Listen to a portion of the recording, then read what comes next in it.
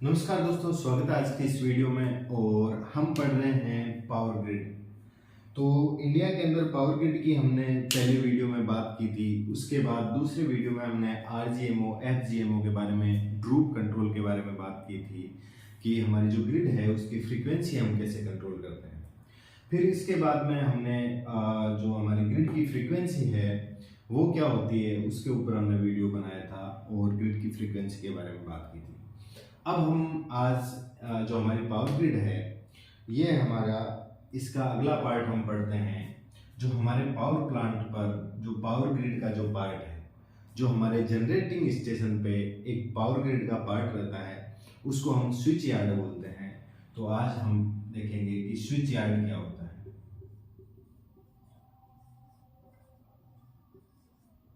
ठीक है, switch yard के बारे में पढ़ेंगे। तो जो पावर ग्रिड है, ये पावर ग्रिड है हमारी 3 पार्ट में रहती है। कहीं भी जब जनरेशन होता है तो उस जनरेशन को जनरेटिंग स्टेशन से लेके उस पावर को हम जब ट्रांसमिट करते हैं, ट्रांसमिट करके उसको किसी लोड तक पहुंचाते हैं या किसी सिटी या किसी इंडस्ट्री तक, हमारे घरों तक जो पावर की सप्लाई होती है तो उसको हम पावर ग्रिड बोलते हैं। और इसके 3 पार्ट हैं। सबसे पहला है जनरेटिंग स्टेशन,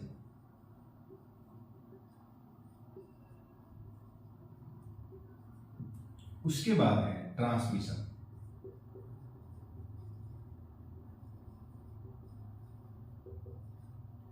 और उसके बाद है डिस्ट्रीब्यूशन।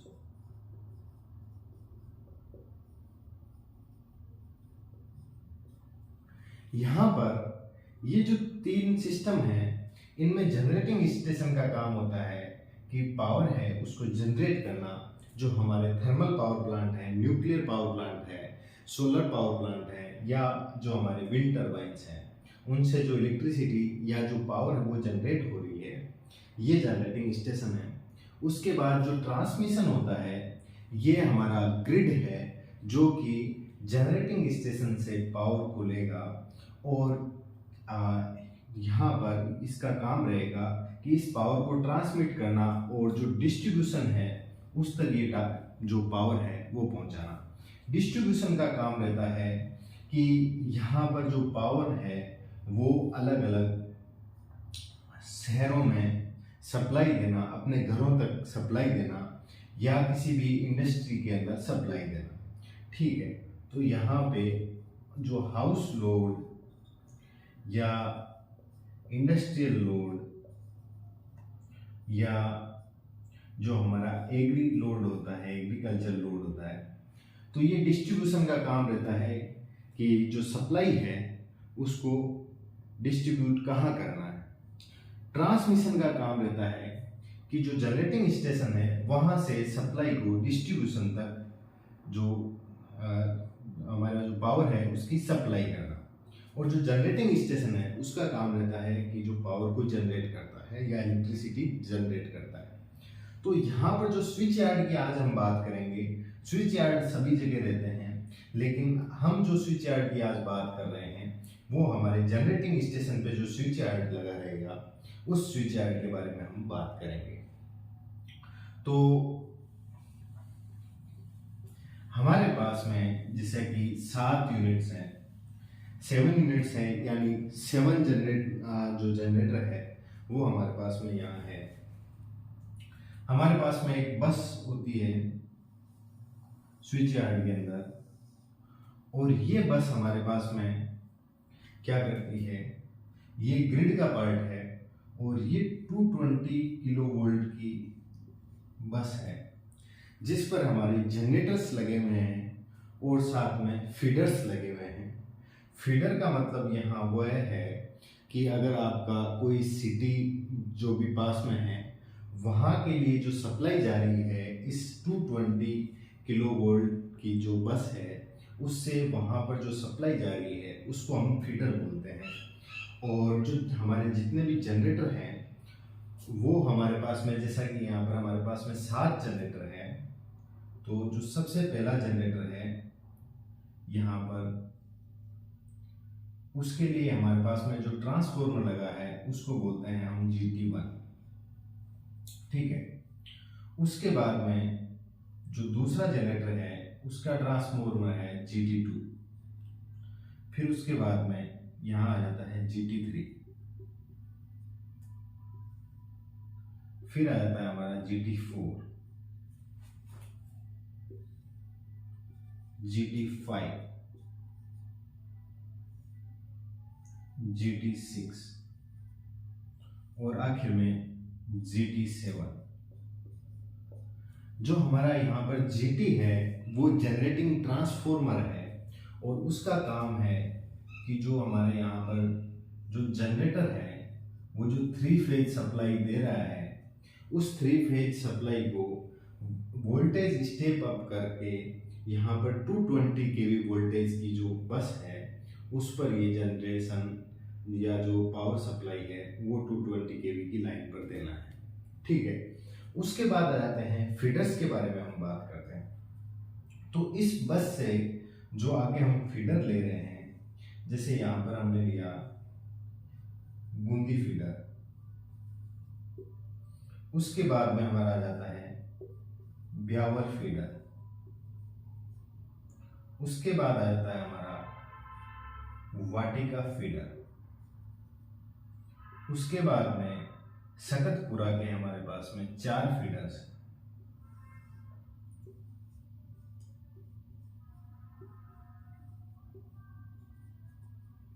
ठीक है, उसके बाद में आ जाते हैं हम,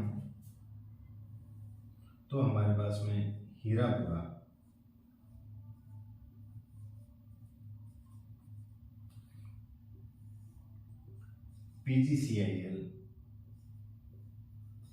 PGCIL के हमारे पास में 2 फीडर है।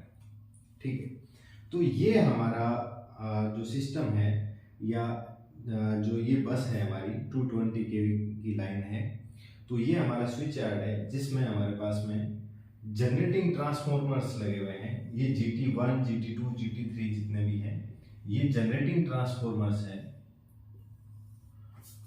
और ये यहाँ पर जो नीचे हैं ये फीडर्स हैं।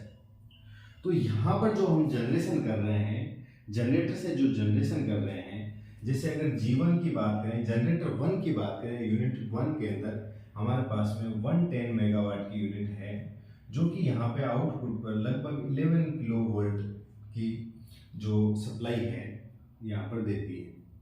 11 किलोवोल्ट को यहाँ पे जो GT1 है वो 220 kV के अंदर स्टेप अप कर देता है और बस जो है इस बस पे ये डाल देता है।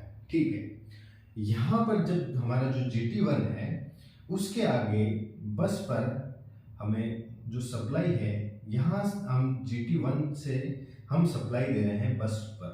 ठीक है, तो मैंने यहाँ पे इसकी डायरेक्शन है वो कुछ इस तरीके से शो कर दी। लेकिन किसी जब हमारा अगर मान लो कोई ऐसी सिचुएशन है जब हमें ऑक्सिलरी जरूरत पड़ती है ग्रिड से, ये जो बस है ये बस है हमारी जो ग्रिड है वो। ठीक है, अब अगर किसी वजह से ग्रिड से मेरे को वापस सप्लाई लेनी है तो उसके लिए हमारे पास में होता है स्टेशन ट्रांसफॉर्मर। तो हमारे पास में यहाँ पर 4 स्टेशन ट्रांसफॉर्मर है। तो यहाँ पर स्टेशन ट्रांसफॉर्मर 1 है, उसके बाद में यहाँ पर स्टेशन ट्रांसफॉर्मर 2 है,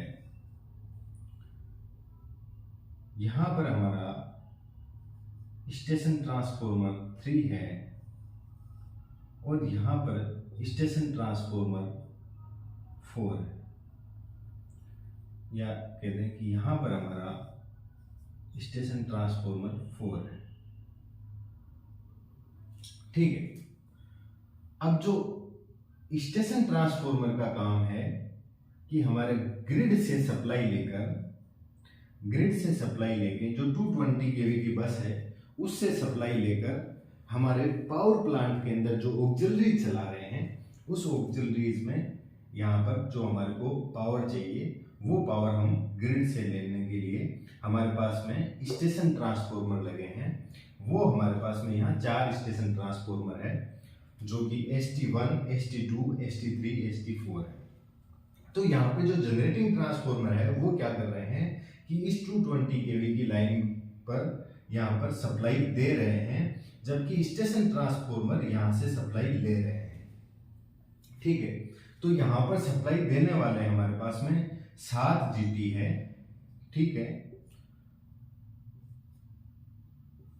और जो सप्लाई लेने वाले हैं वो हमारे 4 यहाँ स्टेशन ट्रांसफार्मर लगे हुए हैं।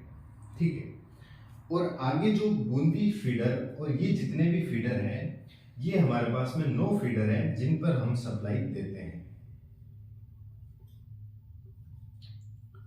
ये सप्लाई हम देते हैं, लेकिन जरूरी नहीं है कि यहां से हम सप्लाई देंगे ही, हम सप्लाई ले भी सकते हैं। अगर हमारे पास में यहाँ पर जो बस का वोल्टेज है 220 केवी, ये फिक्स नहीं रहता है, ये कम ज़्यादा होता रहता है। तो अगर बूंदी की साइड पर यहाँ पे 220 केवी से ज़्यादा हो गया, ग्रेटर देन 220 केवी अगर वोल्टेज यहाँ बूंदी पर हो गया, तो यहाँ पे पावर का डायरेक्शन यहाँ पर उल्टा हो जाएगा और पावर है वो बूंदी से इस बस पर आने लग जाएगा। ठीक है, इसके बारे में हम कभी बाद में बात करेंगे। अभी सिर्फ हम देख लेते हैं कि हमारा जो स्विच यार्ड है वो यहाँ पर कैसा है। तो यहाँ पर जो मैंने 220 केवी की जो बस शो करी है, ये यहाँ पर एक बस नहीं है, यहाँ पर 5 अलग अलग बस हैं जिनको मिलकर हमारी ये 220 केवी की एक सिंगल बस बन जाती है, क्योंकि हम इसको बस को बस कपलर के थ्रू कपल करके रखते हैं। तो यहाँ पर क्या है कि हमारे पास में ये एक पैरेलल बस एक और बना देते हैं।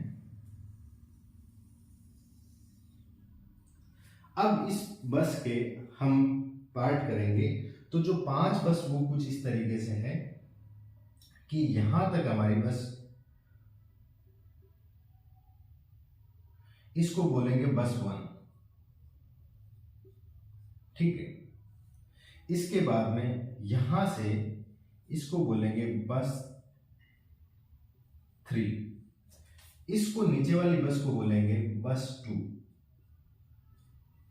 ठीक है, यहां पर हम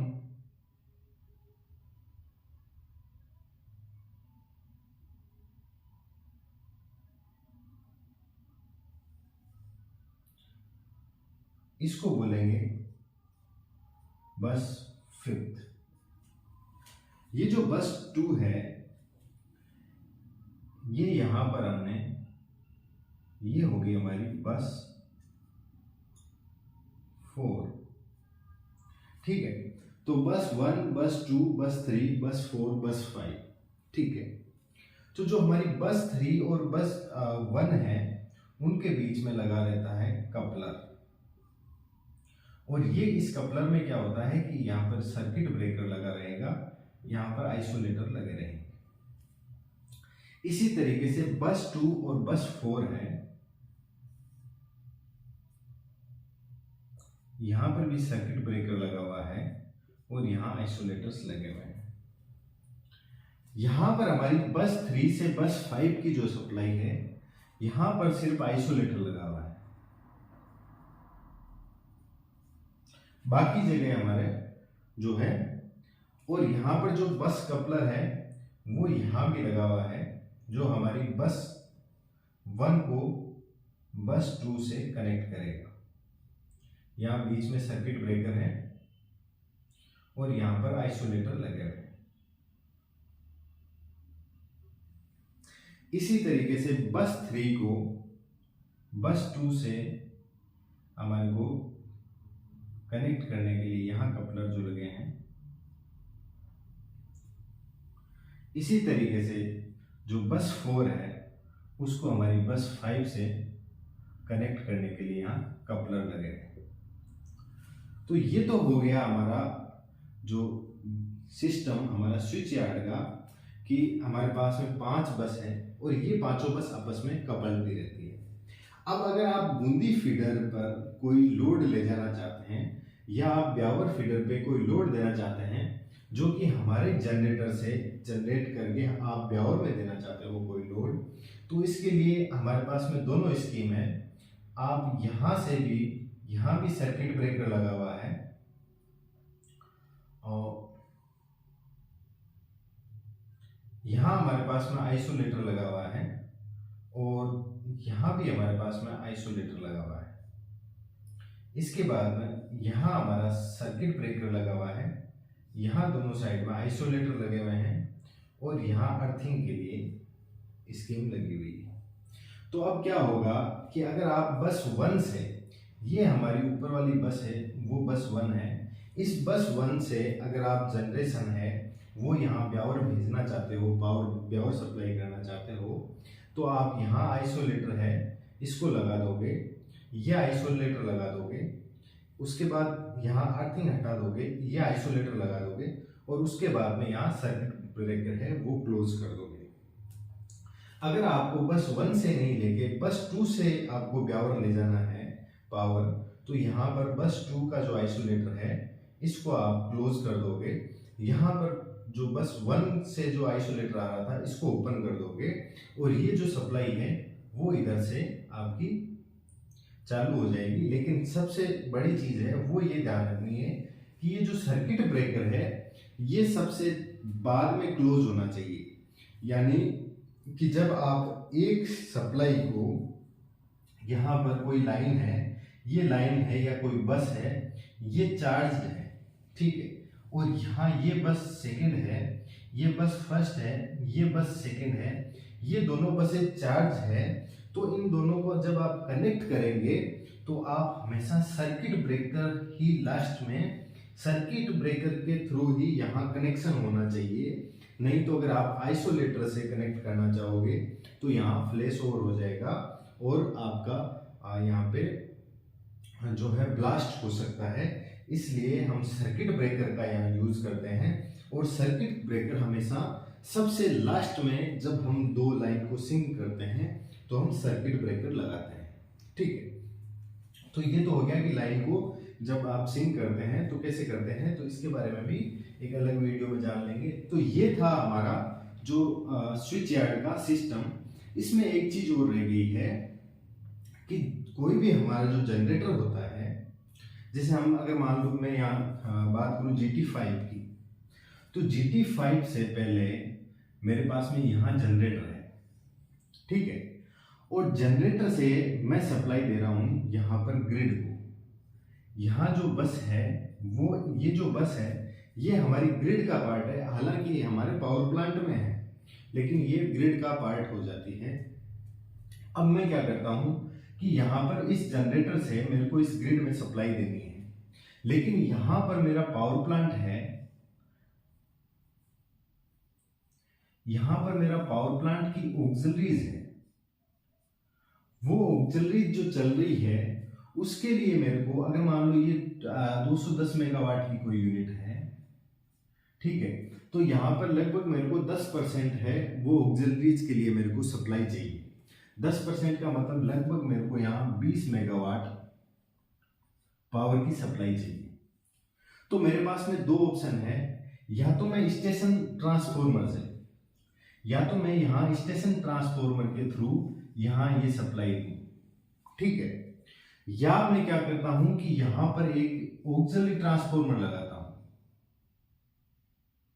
यूएटी, यूनिट ऑक्सिलरी ट्रांसफॉर्मर। इन दोनों में क्या फर्क है कि मैं कब यूएटी से सप्लाई लूंगा या एसटी स्टेशन ट्रांसफॉर्मर से सप्लाई लूंगा। तो जब आप स्टेशन ट्रांसफॉर्मर का यूज करेंगे तो आप यहां पर 210 मेगावाट जनरेट करके पहले जीटी में देंगे, फिर उसके बाद ग्रिड में देंगे, फिर ग्रिड से वापस आप स्टेशन ट्रांसफॉर्मर के थ्रू यहाँ पर ऑक्सिलरी सप्लाई लेंगे, ठीक है। तो ये लंबा प्रोसेस है, ठीक है, इसके अंदर लॉसेज ज्यादा है। तो हम क्या करते हैं, यहाँ पे यूनिट ऑक्सिलरी ट्रांसफॉर्मर लगाते हैं, जो हमारा जनरेटर से जो जीटी जनरेटिंग ट्रांसफॉर्मर पे जो बस जा रही है उसी बस से एक हम सप्लाई लेंगे और ये सप्लाई हमारी यूनिट ऑक्सिलरी ट्रांसफॉर्मर है उस पे जाएगी और यहाँ पर हमारे को जो सप्लाई है वो ऑक्सिलरीज चलाने के लिए मिल जाएगी, ठीक है। तो ये हमारा जो सिस्टम है, तो ये सिस्टम क्या है कि यहाँ पर हमारे को ना तो इसमें बस जो हमारा ग्रिड है उसका इन्वॉल्वमेंट है, हमारा डायरेक्ट यहाँ पर जनरेटर है उसका इन्वॉल्वमेंट है। मान लो कि यहाँ पर ये जो जनरेटर है ये हमारा 15.6 किलो वोल्ट है, वो जनरेट कर रहा है। तो यहाँ पे यूएटी की रेटिंग होगी, वो होगी 15.6/7। ठीक है, 7 किलो वोल्ट की लाइन है, वो आगे हमारी सप्लाई जा रही है यहाँ पे ऑक्सिलरी में। जबकि यहाँ पर अगर स्टेशन ट्रांसफॉर्मर की बात करें तो ये स्टेशन ट्रांसफर होगा 220/7। ठीक है, तो हमारा जो यूएटी है वो यहाँ पर, क्योंकि इसमें वोल्टेज का जो डिफरेंस है आपको स्टेप डाउन करना है, वो ज़्यादा नहीं करना है, तो यहाँ पर यूएटी है वो छोटा होगा हमारा, और ये हमारा ज़्यादा इकोनॉमिक रहेगा बजाय कि स्टेशन ट्रांसफॉर्मर के। स्टेशन ट्रांसफॉर्मर का यूज़ कब होगा? जनरली हम यूएटी का यूज़ करेंगे, लेकिन जब हमारे पास में यहाँ ये जो जनरेटर है, ये जनरेटर किसी वजह से ट्रिप हो गया, तो अब भी हमें तो इस यूनिट को लाइट अप करने के लिए ऑक्सिलरी चाहिए, तो हम उसके लिए स्टेशन ट्रांसफॉर्मर का यूज़ करेंगे और ग्रिड से हमारी सप्लाई लेंगे हमारी जो ऑक्सिलरीज है उसको रन करने के लिए। किसी वजह से यूएटी में कोई फॉल्ट आ जाता है, तब भी हम स्टेशन ट्रांसफॉर्मर के थ्रू हमारी ऑक्सिलरी चलाएंगे। ठीक है, ये तो हो गया हमारा सिस्टम की कैसे हमारा यूएटी, कैसे हमारा स्टेशन ट्रांसफॉर्मर और जीटी जो जनरेटिंग ट्रांसफॉर्मर्स है वो काम करते हैं। अब आ जाते हैं हमारा कि जो यहाँ पर ये जो बस है, ये क्योंकि ग्रिड का पार्ट है, तो यहाँ पर ये जो पीजीसीआईएल है, ये जितनी भी ग्रिड है ये 220 केवी की है।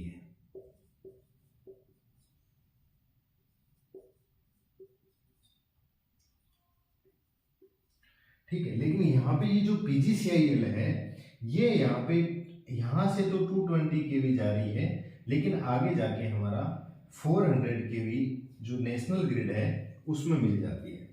तो यहाँ पर हम कुछ इस तरीके से बैलेंस करते हैं इस हमारे स्विच यार्ड को कि यहाँ पर पीजीसीआईएल से हमको कम से कम एक्सपोर्ट और कम से कम इंपोर्ट करना पड़े। क्यों? क्योंकि हमारे पास में जो हम जनरेशन कर रहे हैं, ये जनरेशन हमारे को ज़्यादा से ज़्यादा हमारे को ये कोशिश करनी है कि हमारा ब्यावर जो हमारे फीडर्स हैं, जो लोकल फीडर्स हैं, उनको हम सप्लाई दे सके, क्योंकि यहाँ पर स्टेट एलडी होता है जो एसएलडीसी, वो ये चाहता है कि जो हमारा जनरेशन है वो हम ही यूज करें, उसको ना तो हम यहाँ पर ग्रिड में दें और जो नेशनल ग्रिड है ना ही उससे हम लें, लेकिन हमारा कनेक्टिंग रहेगा, हम कनेक्ट करके रखेंगे। कनेक्ट क्यों करके रखेंगे? क्योंकि यहाँ पर आपका जो टोटल लोड चल रहा था, मान लो आपका लोड चल रहा था यहाँ पर 1120 मेगावाट का लोड टोटल जनरेट हो रहा था, और 1120 मेगावाट आपका अलग अलग फीडर्स में जा रहा था। किसी वजह से क्या हुआ कि हमारा कोई एक जीटी है वो ट्रिप हो जाता है, यहाँ पर जनरेटर एक ट्रिप हो जाता है, उसकी वजह से अचानक हमारा जो लोड है वो सपोज करते हैं कि हमारा 900 आ जाता है। ठीक है, अब जो यहाँ पर जितना मेगावाट कम हुआ है, तो अब क्या होगा कि हम यहाँ से नेशनल ग्रिड से इंपोर्ट करके इसके थ्रू हम यहाँ पे पावर सप्लाई कर सकते हैं। दूसरी बात, किसी वजह से हमारा मान लो कि यहाँ पर हीरापुरा के अंदर में यहाँ पे 220 मेगावाट सप्लाई कर रहा था, अब किसी वजह से हीरापुरा की लाइन ट्रिप हो जाती है, तो अब मैं क्या करूंगा कि मेरे पास में ये जो 220 मेगावाट है वो एक्स्ट्रा हो गया है, तो वो एक्स्ट्रा हो गया तो उसके लिए मैं यूनिट थोड़ी ट्रिप करूंगा, तो उसको मैं क्या करूंगा यहाँ पे पीजीसीआईएल पे भेज दूंगा। ठीक है, अब ये जरूरी नहीं है कि मैं पीजीसीआईएल पे ही भेजूं, मैं इसको सकतपुरा, वाटिका, ब्यावर और बूंदी के अंदर अलग अलग भी भेज सकता हूं। हालांकि किसी भी एक जो हमारा फीडर है उस पर हमारे को यहाँ पे 220 मेगावाट से ज़्यादा लोड नहीं ले जाना है, नहीं तो क्या होगा कि यहाँ पर जो हाई करंट की वजह से यहाँ पे जो ट्रांसफॉर्मर्स लगे हैं वो या जितने भी जो सिस्टम है ग्रिड का वो अनस्टेबल हो सकता है। तो ये हमारा स्विच यार्ड का सिस्टम है। इसमें अगर आपको कुछ भी क्वेरी हो तो मेरे को ज़रूर पूछिए। हालांकि इसमें मैंने बताने की कोशिश तो करी है, हो सकता है कुछ पार्ट थोड़ा बहुत इधर उधर हो गया हो। एक बात लास्ट में जो हमारे को ध्यान में रखने की होती है वो मैं यहाँ बता देता हूँ, वो है कि किसी भी जो हमारा फीडर है उसको हमारी ये जो बस है, जो 220 kV की बस है, उससे कैसे कनेक्ट करते हैं, कैसे चार्ज करते हैं, कैसे सिंक्रोनाइज करते हैं, या कभी भी हमारे को उसको ब्रेक जो डिसिंक्रोनाइज करना है तो वो कैसे करते हैं। तो हम यहाँ पे एक एग्जांपल लेते हैं कि ये बस 2 है, उससे हमारे को एक लाइन चार्ज करनी है जो बूंदी जा रही है। तो बूंदी फीडर को चार्ज करने का क्या प्रोसेस है, या इसको अगर मान लो कभी हटाना हो, कभी इसका शट डाउन लेना हो, तो इसको यहाँ से डिस्कनेक्ट करने का क्या प्रोसीजर है। तो सबसे पहले बूंदी फीडर को चार्ज करने का प्रोसीजर जान लेते हैं। तो यहाँ पर बूंदी का जो फीडर है, मैं मान लेता हूं कि यहाँ पर बूंदी फीडर का स्विच यार्ड है, बूंदी का स्विच यार्ड है, ठीक है, और यहां पर हमारा स्विच यार्ड है। अब यहां पर जो बीच में कहीं फॉल्ट आ गया, इसको फॉल्ट को आपको सुधारना है, आपको शट डाउन लेना है, या आप नहीं चाहते कि बूंदी एंड पे हमारे यहां से कोई भी पावर सप्लाई जाए, तो उसके लिए हमारे पास में यहां लगा रहता है सर्किट ब्रेकर। सर्किट ब्रेकर के दोनों साइड में हमारे पास में लगे रहेंगे आइसोलेटर, ठीक है। उसके बाद में यहां पर लगा रहेगा अर्थिंग, ठीक है। तो यहां पर क्या है,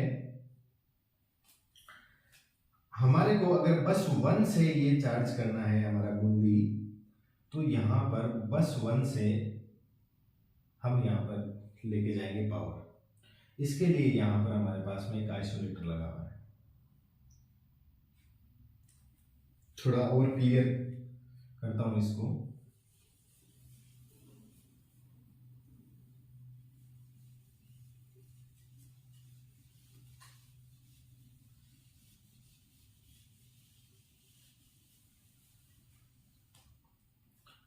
ये हमारी जो है बस है, 2 बस है, एक तो बस 1, एक है बस 2। अब हमारे को यहां पर जो बस 1 है उससे भी हमारा जो बूंदी फीडर है उसके लिए ऑप्शन है, और यहां बस 2 है उससे भी बूंदी फीडर के लिए हमारे पास में ऑप्शन है। यहां पर एक आइसोलेटर लगा हुआ है,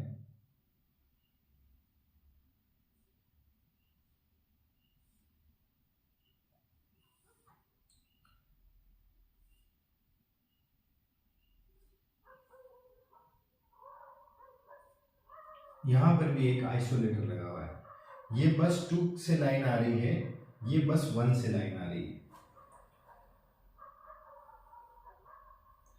इसके बाद में जो हमारी लाइन है वो चली जाती है सर्किट ब्रेकर में। यहां हमारा लगा है सर्किट ब्रेकर। सर्किट ब्रेकर से पहले हमारे पास में यहां लगा हुआ है एक आइसोलेटर। सर्किट ब्रेकर के बाद में यहां भी हमारे पास में एक लगा हुआ रहेगा आइसोलेटर, ठीक है। उसके बाद में यहां लगी रहेगी अर्थिंग, ठीक है। अगर आपको यहां पे बूंदी आगे, बूंदी का स्विच यार्ड है, बूंदी के स्विच यार्ड पर भी यहां लगा रहेगा आपका अर्थिंग, और उसके बाद इनका आइसोलेटर आ जाएगा और उनका सर्किट ब्रेकर आ जाएगा। तो यहां से हमें कोई खास मतलब नहीं है, हमें बस इतना करना है कि अगर हम इस लाइन पे कभी काम कर रहे हैं, अगर हमारे स्विच यार्ड में अगर यहाँ इस आइसोलेटर पे हम काम कर रहे हैं, तो हमें ये ध्यान में रखना है कि इस लाइन को बूंदी से अर्थिंग करवा देनी है और यहाँ उनका सर्किट ब्रेकर हटवा देना है। ठीक है, अपना काम होता है यहां तक का, इस अर्थिंग तक का। वो कैसे होता है कि अगर आपको यहां पर बूंदी फीडर है वो चार्ज करना है, ठीक है, आपको बूंदी फीडर चार्ज करना है। तो चार्ज करना है तो सबसे पहले तो यहां से आप अर्थिंग हटवाएंगे। ठीक है, सबसे पहले आप अर्थिंग हटवा देंगे।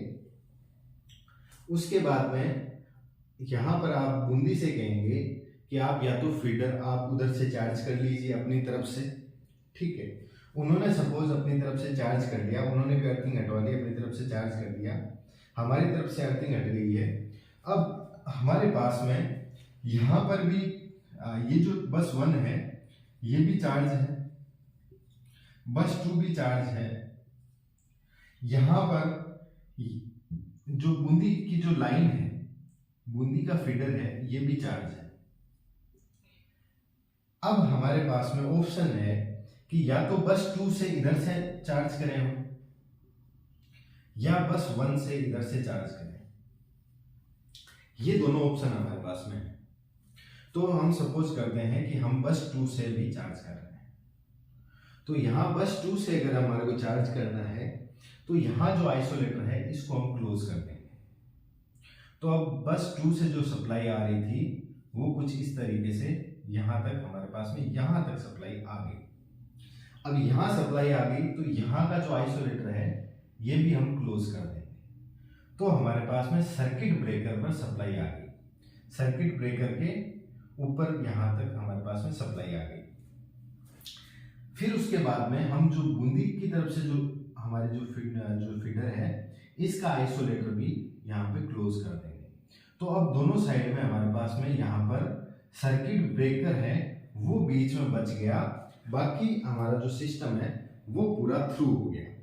मतलब यहाँ पर जो हमारे ये 220 केवी की लाइन है, ये भी 220 केवी की लाइन है, और इन दोनों 220 केवी की लाइन के 3 फेज को यहाँ पे आपस में कनेक्ट करना है। ठीक है, तो अब कनेक्ट करना है तो इसको इसके लिए यहाँ पे जो सिंक्रोस्कोप है वो हम यहाँ लगाएंगे। सिंक्रोस्कोप यहाँ लगाएंगे तो ये क्या करेगा कि इसमें एक निडल रहती है, वो निडल कुछ इस तरीके से फ्लक्चुएट करेगी या रोटेट करेगी। ये निडल हमें क्या बताती है कि यहाँ पर जो दोनों लाइन है, क्योंकि ये लाइन भी चार्ज है इधर से, ये लाइन भी चार्ज है, ये सर्किट ब्रेकर हम तभी क्लोज कर पाएंगे जब हमारा जो यहाँ पर जो 3 फेज इलेक्ट्रिसिटी है तो उसके जो फेज एंगल है, हर फेज के फेज एंगल है और जो फ्रीक्वेंसी है वो मैच करेगी, तभी ये दोनों आपस में यहाँ पर सर्किट ब्रेकर क्लोज हो सकेगा। अगर अलग अलग फेज एंगल पे हमने अगर इसको यहाँ पर सिंक कर दिया लाइन को तो यहाँ पे ब्लास्ट हो सकता है। तो सबसे पहले तो हम यहाँ पर क्या करेंगे कि दोनों के फेज एंगल है वो मैच करेंगे इस सिंक्रोस्कोप की सहायता से। इसकी हेल्प से जैसे ही यहाँ पर ये निडल 0 पे आ जाएगी, 0 पे मतलब यहाँ पे इसकी जो फ्रीक्वेंसी है वो दोनों की मैच कर जाएगी, यहाँ पे फेज एंगल मैच कर जाएंगे, तब हम इस सर्किट ब्रेकर को क्लोज कर देंगे और ये जो लाइन है हमारा फीडर है ये चार्ज हो जाएगा। इसी तरीके से अगर इस फीडर को डिस्कनेक्ट करना हो तो सबसे पहले हम सर्किट ब्रेकर को ओपन कर देंगे और उसके बाद आइसोलेटर ओपन कर देंगे और उसके बाद में हम बूंदी फीडर से बात करके हम उनसे पूछ लेंगे क्या अर्थिंग की रिक्वायरमेंट है या नहीं है। अगर अर्थिंग की रिक्वायरमेंट है तो अर्थिंग करेंगे, नहीं है तो नहीं करेंगे। तो ये था कोई भी हमारा जो फीडर है वो हमारी बस से चार्ज करने का जो तरीका है वो। तो आज के वीडियो में इतना ही। आज हमने जाना कि हमारे पावर प्लांट के अंदर जो हमारा स्विच यार्ड है वो कैसे काम करता है, या जो स्विच यार्ड के अंदर हम बस को कैसे फीडर कैसे चार्ज करते हैं, या हमारे जो ट्रांसफॉर्मर्स लगे हुए हैं, स्टेशन ट्रांसफॉर्मर, जनरेटिंग ट्रांसफॉर्मर, उनके बारे में ये कुछ थोड़ी बहुत जानकारी थी। जो मैंने शेयर की। अगर आपको इसमें कोई क्वेरी हो तो आप ज़रूर पूछें, और अगर आपको कुछ ज़्यादा आता हो तो कमेंट बॉक्स में ज़रूर लिखें कि मैंने कहीं आपको कुछ बताने से रह गया हो। Thank you.